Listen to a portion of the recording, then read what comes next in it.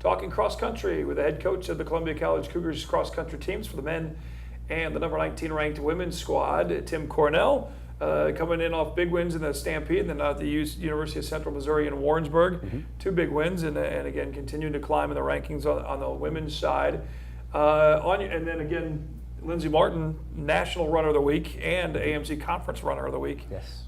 Big time honors for her. That's very cool. Yeah, 2 weeks in a row, and then I think she had one earlier in the year too. Yeah. So three total for her, and I think the big one's getting the National Runner of the Week. That was huge, and she deserves it. Not necessarily unexpected with the way she's been running. Let's talk about some of the actual athletes as far as, well, on the front side. Who are a couple on both teams that you maybe are surprised by their performances, impressed you more, or just something that's made you go, wow, all right, they're very good? I'll start with the guys team. We have one freshman who's come in and really helped us out. His name's Tommy Skoski. Tommy's a very good runner from the St. Louis area originally. Went to Lindbergh High School for 3.5 years. Family moved, ended up at Fox High School for that last semester, and he was a guy who we always saw and knew he could run really well in cross country.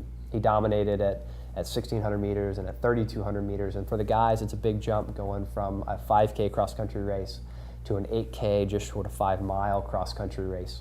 So it's always a bit of a guessing game as who is going to transition well, but Tommy's a very light kid. He's very quick on his feet, and we knew that he could develop the endurance. So he's been a big surprise for us, stepping up and running with that top group. He's also very mature for his age as a runner. Just very, very patient kid, which is a huge key when they step up to that 8K distance. It can be tempting to go out a little fast, and he has shown tremendous patience, and I think that's the most impressive thing with him. And he just loves to run, loves to train, and that's probably the biggest thing at this level. If you love to train, then you're going to be a really good runner.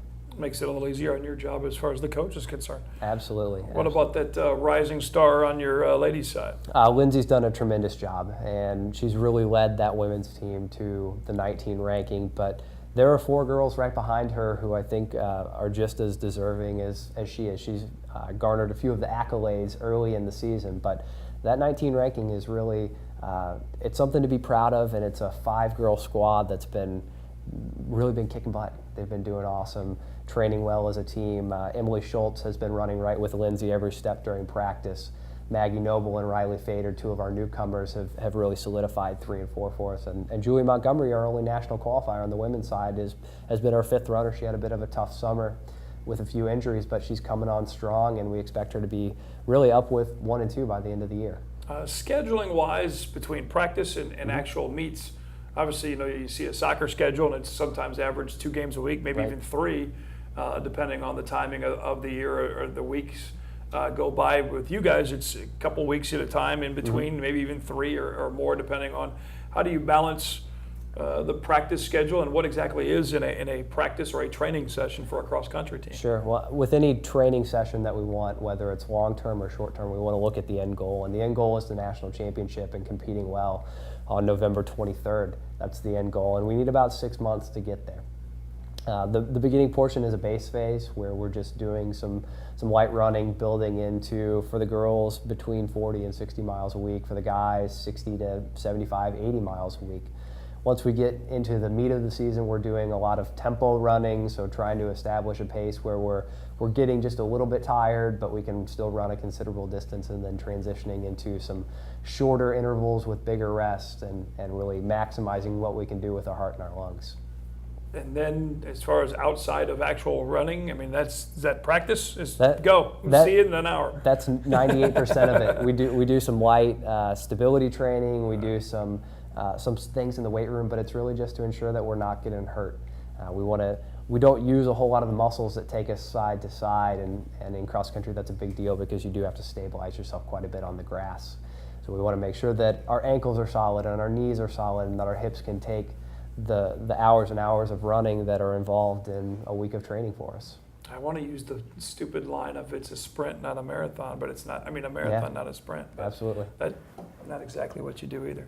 It encapsulates it very well, though, especially from a training standpoint. But I think that's one of the questions that people, that aren't aware of exactly how does a competition work. Obviously, there's a team aspect as well as an individual sport when it actually comes time for the meet time. Sure. very much so, and they really feed off of each other. So it's very difficult to train at this level by yourself. There are certain athletes who take to it better than others, and I really think that our group has come together, and they're making each other better every single day by training with one another. Lindsay and Emily have been up there on the girls' side. Michael McCulloch's a name that I haven't mentioned yet, but he's really been pushing that guys squad early in the season, making sure that they return to the form that they had last year. Well, good luck in the pre-nationals and then the conference meet coming up, and then of course that ultimate prize, a shot at that national championship would be a nice added addition out there to Southwell Complex. Put another red banner up there with an NAIA 2013 on there. That's always the goal. That's the goal. Tim, thank you so much for your time. And again, don't forget Saturday morning, the homecoming 5K, 8 a.m. More info here on ColumbiaCougars.com. Tim Cornell, cross-country coach for the men and women. Again, congratulations on the rankings, and keep it up. We'll talk to you soon.